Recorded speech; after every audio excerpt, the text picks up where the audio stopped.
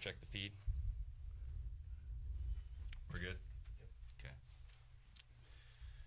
Well, good morning and welcome to episode 4 of our Swartz Creek Community Podcast series. We're excited to make it to episode 4. I wasn't sure if we were going to make it, but it's good to have distinguished guests with us today. I'm here with Adam Zettel. My name is Ben Minka. I'm the superintendent of schools. Adam Zettel, city manager. And Adam, I'll let you introduce our guest for today. Our guest today is the mayor of the city of Swartz Creek, Mr. David Krieger. Hello. Longtime resident. Thanks for being with us. You're welcome. So our topic today is going to be all about our community and how it's changed over time and what we're looking at today and what we're looking at in the future. Mm-hmm. Yeah, it's interesting because this is there's a lot of history with both of you being longtime residents, lifelong resident, longtime resident. Both of you having children that you're at different stages of having raised through the schools and raised through this community and also now raising them in this community. And so I think there'll be some interesting dialogue about some of the ways that Swartz Creek has changed, not only in your experience here and your time here, but also some things that we might see for the future as well. Yeah, and I think change is kind of a hot topic in many, the different facets that we're working on, whether it's business development or some of the commercial growth, residential growth, or whatever it is. And there's definitely, I'm going to say, sort of a polarizing effect on people. There are many folks in Swartz Creek that don't want to see change and haven't historically. I think it's almost part of the brand in the past. Mm-hmm. And I think a lot of people are really looking forward to it and embracing it. And so it's a conversation heard at the local restaurants. It's a conversation we're having here today.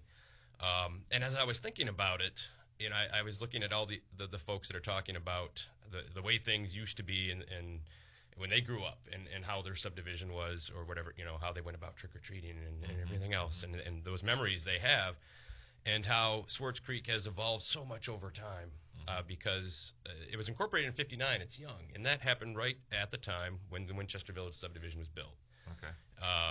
Quadrupled the size of the town, and General Motors was put in because before that, it was the place where the road got wider. And there's a map in City Hall, and it's not even listed. It's just a spot where there's a few more buildings than the rest of the road. And it was I heard it was a big culture shock to folks that there was all the residents on Miller Road or in the old part of town that were having a difficult time accepting this brand new subdivision. And then the eventual construction of all the new school buildings and the plan. And it was a big change in the lifestyle in the city. And then, of course, you go back 100, 150 years, and you're looking at wilderness and the Indian population. Mm-hmm. And so change has been constant, in some cases extremely rapid. And I think we went through that era, maybe the 80s, 90s, a bit where not much changed, in Genesee County or this neck of the woods. And now we're starting to see that again in many different ways. And so the conversation's back. Mm-hmm. The conversation's back, I don't want to see the Dordt Federal out there on Morris Road, or I want to see more restaurants, or this, that, the other thing. Mm-hmm. Or just the influx of people. A lot of people that bought homes in the village in the 60s have been lifelong residents, and they're moving on or doing different things. And so now you see a lot of young families in there, and it's just different. Mm-hmm. And so we're hearing that all the time. And I'd be curious to see how this is impacting, Genesee County schools, Swartz Creek schools, or trends in the state when it comes to education as well, because I know, at least on our radar, it's a big deal. Yeah, it is a big deal, and I think you're hitting the nail on the head when you say that it is really a difference of philosophy, because I talk to a lot of our community members here, and they're excited for change, and I've talked to community members who are not excited for change, right. And I sometimes think that leaders in government, whether it's schools or city offices or even at the state, federal, or other local offices, they view change as something that's necessary, and unfortunately, change just to change is not necessarily a good thing. And so, however, there are things that should be welcomed and that we should be looking to as we evolve as a society. But I'd really be interested in hearing, Mayor, you've been here a while. You've raised kids in this school system. You've lived in this community. How have you seen the community change in your time here? And maybe give us a little background on, when you moved to this area and how that has impacted your perspective on our town. Well, the place that I grew up in was Wisconsin, and I grew up in a city there that was exactly pretty much the size of Swartz Creek now. Okay. So I'm very familiar with a city of this size, very comfortable with a city of this size, and I've seen Swartz Creek grow from a rural area that was just being developed with the subdivisions coming in to something that is quite developed now with a lot of different types of homes, and schools getting a lot better than they were when I first came here. Oh, tell them the story. You told me that it blew my mind about when I think it was when your oldest son was graduating, and the accreditation or whatever that was, Yeah, impacting him at the time. When I came here over 40 years ago, Swartz Creek schools were not accredited by the state, so you couldn't be a graduate of Swartz Creek schools and get into a state college automatically. They just weren't accepted. Wow. Then my son became a teenager. He went to school here, and unfortunately he had some severe disabilities. He had ADHD very badly. He also has Asperger's syndrome. Some of the teachers here didn't believe in those things, and they refused to help him, refused to do anything to help him pass classes, failed some of the courses because of the lack of empathy and lack of any help from the teachers. They just kind of threw him out and said, sink or swim. And I found that when he missed school for a day because he was sick, we could go through all of his homework and get it done. Everything he had in his assignments in an hour or two at the most. And when he came home from school, otherwise it took him 3 or 4 hours to do the same thing. And he didn't get it done in a whole day in school, and he had that much work at night too. So things have progressed a lot here. There's been a tremendous change in attitude in the schools as far as people who need help and special students because of their needs. And that's a change, I think, statewide and nationally too. But it's definitely a much-needed change that has been very beneficial to people. Yeah, it's interesting you talk about your experience with your son, and it's very interesting to me that 40 years ago the school district wasn't accredited at that time. I can't even imagine being in that era, but it was absolutely unique to that time period where students with disabilities and those types of students who needed a little extra support, it was not necessarily viewed as a priority, and in fact there were very few things that we had to support them. We didn't know as much about the way that they were developing and learning and those types of things. And yes, I am proud to say that the schools have changed a lot since then, and obviously we have a ton of supports that we offer to all of our students, whether you're an advanced student or a student who struggles. But that personalization of learning has been something that's really changed over the course of time, because it used to be that you go in and it was more of a factory model of education, right? I mean, everybody is being trained to do some basic things. You sit in a row and you listen to the teacher talk to you, and it is sink or swim.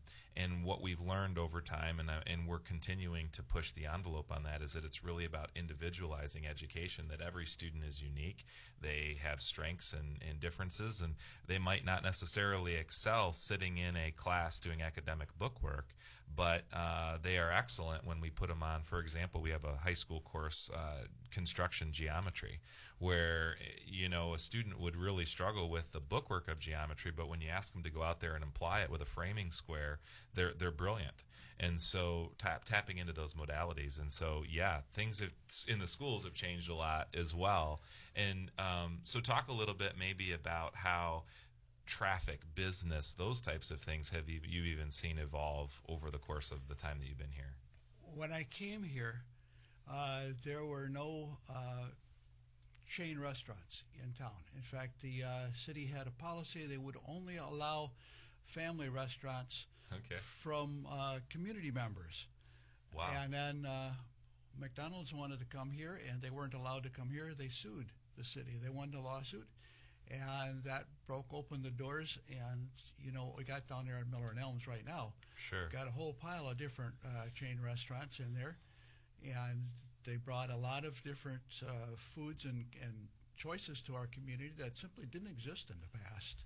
So that's a big thing. A lot of the people that are in our town too are different. This started out as a basically Czech community, and everybody spoke Czech. And Wow. there were a few other people here who spoke different traditional languages from their family as they were growing up. But it's very different now. Wow. Well, and that's if we can get back kind of to the philosophy of change just for a moment, because a lot of it's again preference. We talk about some of these things that have happened, and is it good or bad? Well, that's not a decision that can be made and affirmed and made objective.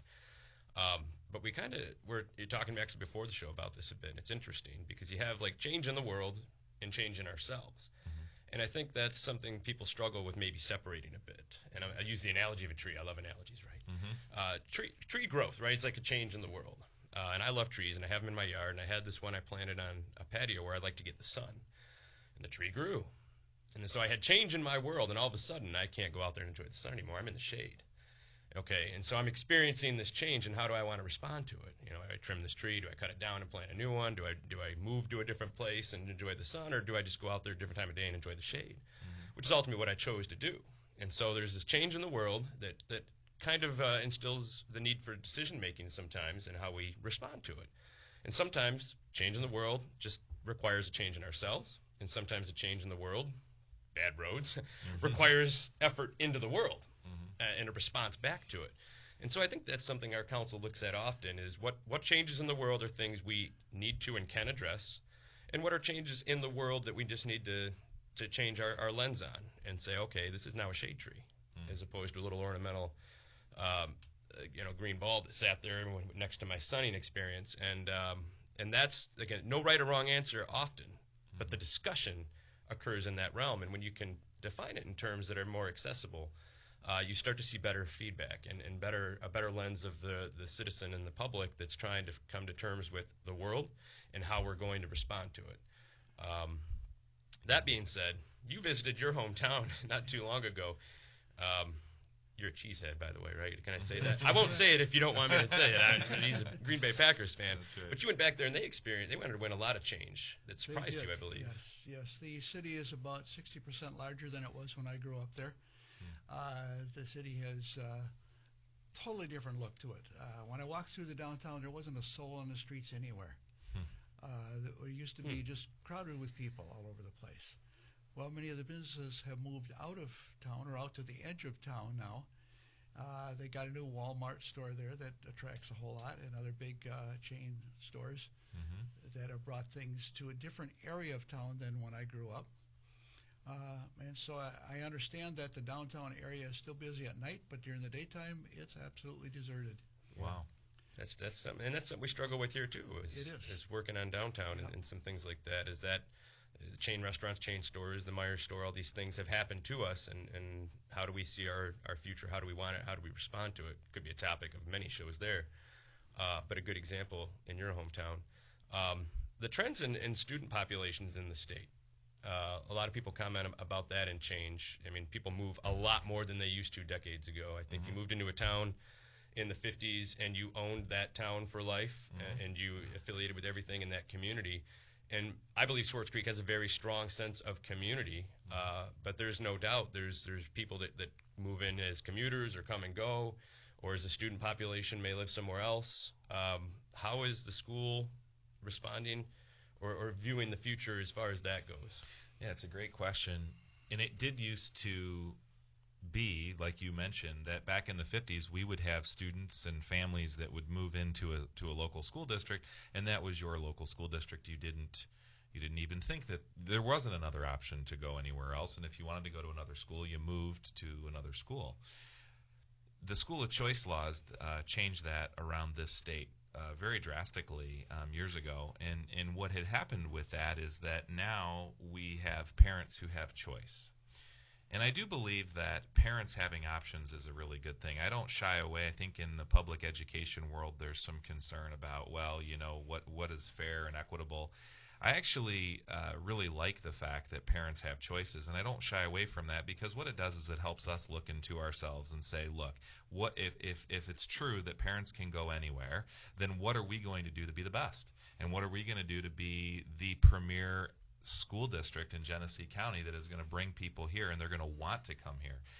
So I don't really shy away from the school of choice conversation, because I think that I can put our people up against anybody, and I feel very good about what we're doing and the work we're doing.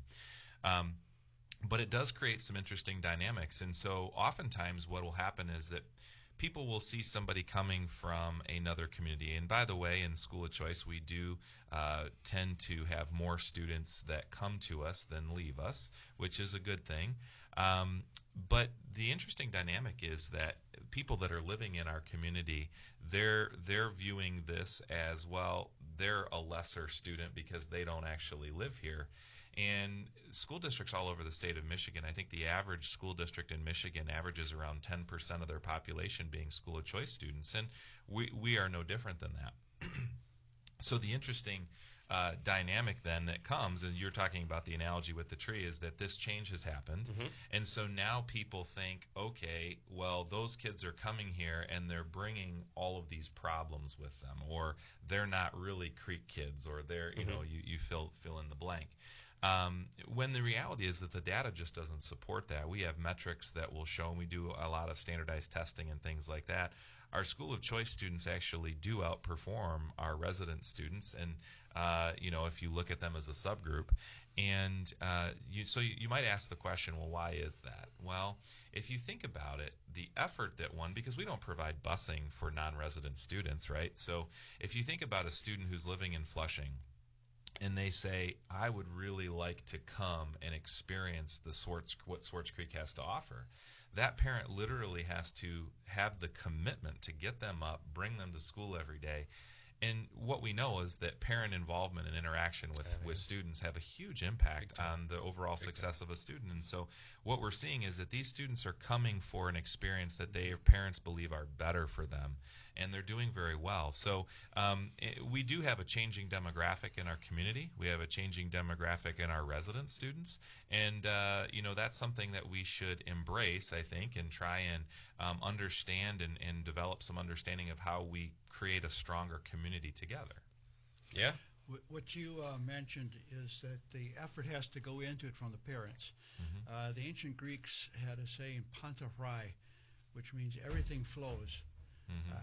Everything changes, but things flow downhill naturally. Mm-hmm. You have to pump water to make it go uphill. So you have to put a lot of effort into it if you want it to go in a positive direction rather than a negative direction. Correct. And that's exactly the same thing with communities, with schools, everything. If you don't want it to just go downhill and deteriorate, then you have to try very hard and work at it to make it get better and to go uphill. Yeah. And with all that driving, geez, oh Pete's, you know, parents moving kids around everywhere, even residents, you know, my kids all the time, everywhere for sports and activities and stuff happening today. And you have that community in the sense of community, whether it's you're affiliated with a sports team or an elementary school or a place. The geography of place with schools is still important, right? And, you know, and we see this, like, it's tied to property values, it's tied to many different things, and you look at the function of the school and the reputation of the school and all those other things and choice and how that comes into it. But how is it with the choice being there, how much is geography still tied to the school? How much is the desirability of a community still tied to the school and what it offers? Is it? I think it's very, very important. I think first and foremost, the quality of the school district has a huge impact on whether or not someone's going to want to come here. That's number one. But they do look at the community feel, and I've said this before on many occasions. One of the top values that we hold as a school district is the value of family. And I think that is unique to Swartz Creek, and there are people that are seeking that out. They're seeking out, maybe they're coming from Carmen or from Grand Blanc, where the district is very large, and they have a lot of things to offer, which is really great. But for this particular group of people, they're saying, look, I'm looking for a family atmosphere. I'm looking for that community feel. And Swartz Creek can offer all of these great opportunities as a school district that offers a ton to our students. yet we still are able to maintain that semblance of family. And so I think the community schools that we have, whether you're talking about Cyrene, which is right in the village, the majority of our students at Cyrene walk to school. It is a neighborhood school, even all the way out to Elms or to Deke, where the people in those areas really view those schools and they take them under their wing. Gaines is a perfect example. We saw just how passionate the citizens and the residents are of their school, and so I think that's important. And people do come for that type of a feel, and they do come for that kind of a hometown experience. But one of the things that you said, Mayor, earlier that was intriguing to me was when you talked about the businesses downtown and how they were almost non-existent in terms of foot traffic. And I think it is interesting to think about sometimes the business itself does dictate that. My mother owns a store in a small town where I grew up in Blissfield, and she's a local business, and we're strong supporters of small business, local business. But I think sometimes the type of business also attracts, certain things. So, for example, a doctor's office in a downtown location may not necessarily get you a lot of foot traffic, but as you see a coffee shop or those types of things, that does have an impact. And so I wonder sometimes, do either of you or the council talk about the types of businesses that you're trying to encourage to come downtown to try and generate some more of that local town feel? Man, change in downtown, there's a couple podcast episodes there. Because, it used to be a pretty comprehensive, it still is. Full-service grocer, pharmacy, most towns don't have that. Sure. And those were staples going back, to the traditional days before automobiles, World War II, and everything else.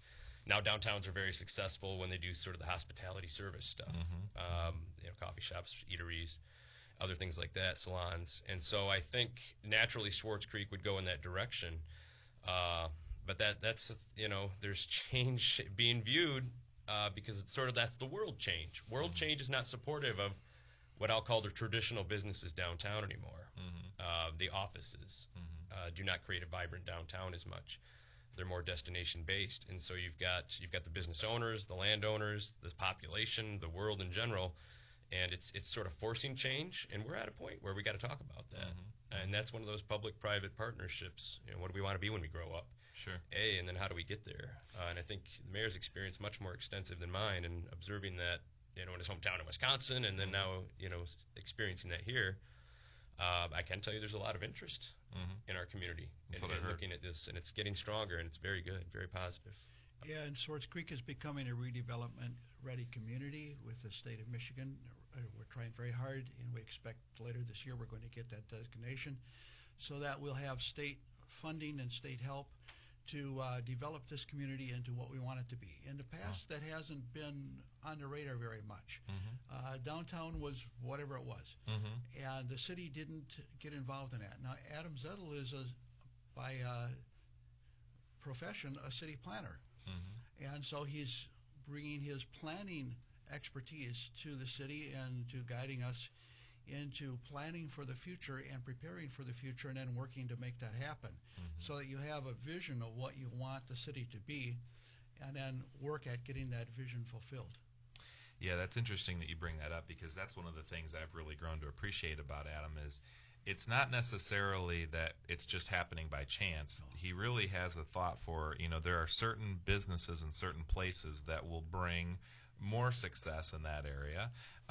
And then also blending kind of the traditions of, I think that's one of the nice things that we do in our community is that we try and make it a place for everybody. And so we have, some of our business owners that have been here for a long time. And so how do we support them, build them up, give them some resources to help their businesses grow while also attracting some of these others? But Adam's always had a vision for the process for that, which is very strategic. Would you agree? I hope so. It sounds very bureaucratic when you put it that way. But yeah, and process is just as important as outcome when government's involved. And so people want to make sure it's transparent, predictable, inclusive. But it's America. People are going to do what they want to do with their property, within reason. And so it's about developing sort of an energy and culture, really. And then I think once that's established, I believe strongly in the free market. It should pretty much take care of itself.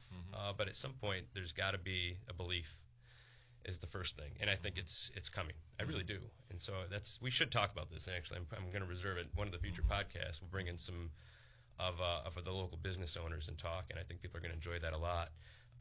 But I've got to, if I can reverse just a bit. Sure. I've had a question in my mind for you. With students coming in, it could be at a sporting event in Swartz Creek, and you have whatever it is, a baseball player on the team who comes in from Byron or Carmen Ainsworth, and their affiliations with the school and maybe the school only. How can a community and a school go about making them inclusive in everything else that's happening, or does that happen? What kind of strategies are there for a school? Because again, 50 years ago, everybody on the baseball team lived in Winchester Village subdivision for Cyrene, and walked there and did block parties and all that stuff. And now, parents are going crazy ways everywhere. Dual income families commuting, having grandma drop the kids off the game, or actually living in another district. And so now it's very tough to get people to really buy into the old way of deep engagement. Yep. Okay. And maybe that's just gone. Maybe that's the world change and we can't fight it. But I guess I'm curious, how does this yourself look at that when you see the student population and their family, or those that care for them, and sort of, is it important to bring them into the community, and if so, how? That's a great question. One of our, I think, strengths, particularly at our elementary level, and you're starting to see this now at our secondary buildings as well, we really have had an intentional focus on community building. And that's something that has taken place long before I have come. But if you look at Elms Road Elementary, for example, this is an elementary school that does have a fair number of students that come to us from school of choice.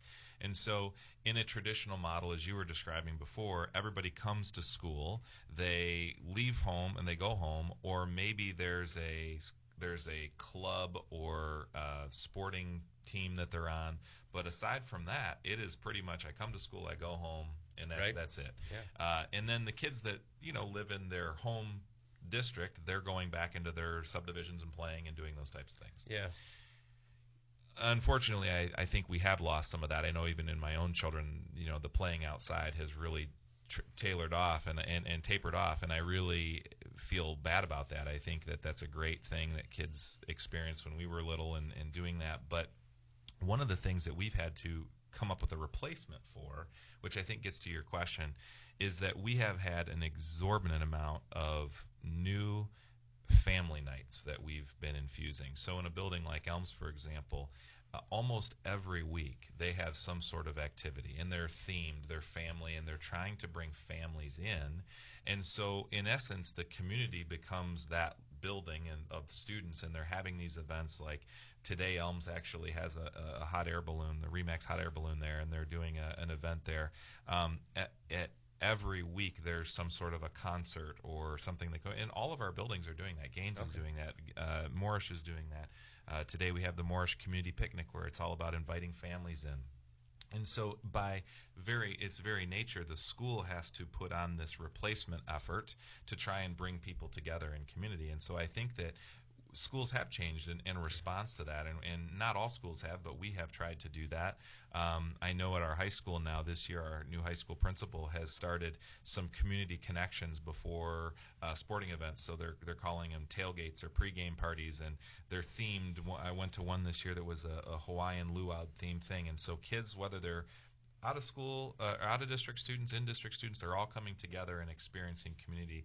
Hometown Days is another great example of, our kids were coming from all over, whether they were local or not. And so they in essence have become a part of our community by being part of our schools. And so I think it's an effort to bring families in, as well as just you come to school, you go home. And that has changed over time. Yeah. One of the good things about that is that we're viewing schools now as community centers. Mm-hmm. And it doesn't just belong to the school district for use in education. It belongs to all of the citizens who live there and who pay their taxes to keep it going. And so it's a multi-use building that can be serving the community in many different ways other than just educating children. Yeah, absolutely. And I know, Mayor, we've talked before. I know what a passion it is of yours in talking about the role of government and its service to its community. Maybe talk a little bit about that passion that you have for local government and local entities, such as schools or city councils and officials, to serve their communities that have elected them or put them in place. Before I answer that question, I'd like to just mention a little bit of my history. 25 years ago, I visited the Manned Spaceflight Center in Houston, Texas, part of NASA. And while I was there, for some reason or other that I don't understand, the people who run the Manned Spaceflight Center decided that I would be a great astronaut. They tried to recruit me to be an astronaut. They wanted me to actually build the International Space Station for them. Wow. And I came home and told my wife, and she said, we'd have to move away from Swartz Creek. We don't want to do that. So we decided we wanted to stay here. Yeah. Being an astronaut was kind of a thrilling opportunity, but we'd have to leave Swartz Creek. No, we're not going to do that. Great. So our roots are here. You know, I didn't grow up here. My wife didn't grow up here, but our roots are here, and this is a wonderful community to live in and a great place to be from. And I forgot what your question was. Oh, just was trying to get your perspective. I know how much of a passion it is for you to talk about service to your community and how we really do serve. And I know I share that philosophy with you, but I'm interested for you to share a little bit about that for those watching. I see that as the purpose of government, to serve the people who elected you, to serve the people who are paying the cost for the city and our taxes, or the schools and our taxes. We are servants, and we must view ourselves as servants and do everything we can to serve the community. About 3 years ago, we had a young woman from our town came to the city council and asked us to change one of the regulations that we had about having animals in the city. She had a dietary restriction that she got most of her protein from eggs, and we didn't allow chickens to be raised in the town, and she asked us to change that so that she could have some ducks and raise eggs. So we had quite a discussion on that, and we ended up changing the rules for one person so that person could have their needs met. And there's no reason not to do that if it's not going to affect everyone else in a negative way.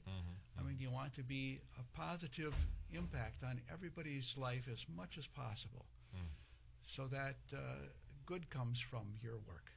Absolutely. Well, probably running short on time here, but going to space is on my bucket list, so you may have missed the boat. That's something I want to do, and who knows what'll be available in the future. Ben, what are you looking forward to most in change? Well, I think the partnerships that we've already started to establish are very exciting. I think that our schools are always looking to get better. We have a tremendous effort to try and improve our facilities right now, and we've been talking about that. However, I think each and every one of our buildings is really, our teachers are very committed to how can we best serve students. And we always say, if you are putting students first, the chips will just fall where they may. And we have seen that success in the last year and a half. And beyond, and we're going to continue to push for that. So in terms of change, I think that's one of the most inevitable things, is that change will happen. We just don't want to change just to change. We want it to be moving forward in a positive direction. So. That's good, yeah. And as a planner, as much as you have metrics and objective strategic planning ongoing constantly, I'm just sensing a good vibe about things in the schools. And that's something that it's intangible, it's tough to explain. It's just in conversations that you have around the district, and so I'm optimistic, very optimistic about some of that. Mayor, what you looking forward to there? I'm looking forward to always seeing change for the citizens, for the community. We don't want change for the school district. We don't want change for the government to make it better for us. We want change for the people who live here, because we're here to help them and to make their life better in every single way that we can. Absolutely. Well, we couldn't agree more, and it's been an honor and a pleasure talking with you. I'm looking forward to future partnerships, and we appreciate everybody watching. We are going to be looking to get our podcast stream now on iTunes as well as the Google Play Store. So we'll have more information on that. So look forward to another episode in a couple weeks, and we look forward to serving you. Have a great summer for those of us that are leaving for summer break for our students, and we will be back on soon. Very good. Thank you. Thank you. Take care, everybody.